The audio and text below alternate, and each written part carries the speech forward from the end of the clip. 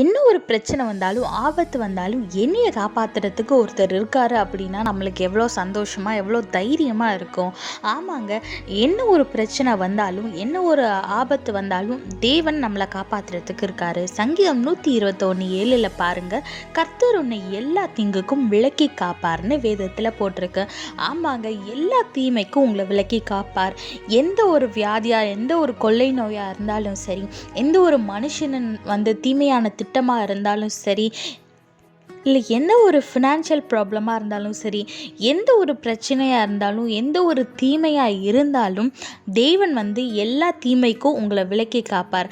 அதனால் நீங்கள் எதை குறித்தும் பயப்படாமல் கர்த்தருக்குள்ளே சந்தோஷமாக இருங்க.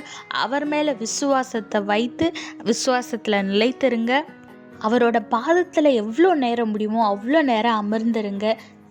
வேதம் வாசிங்க, ஆராதிங்க.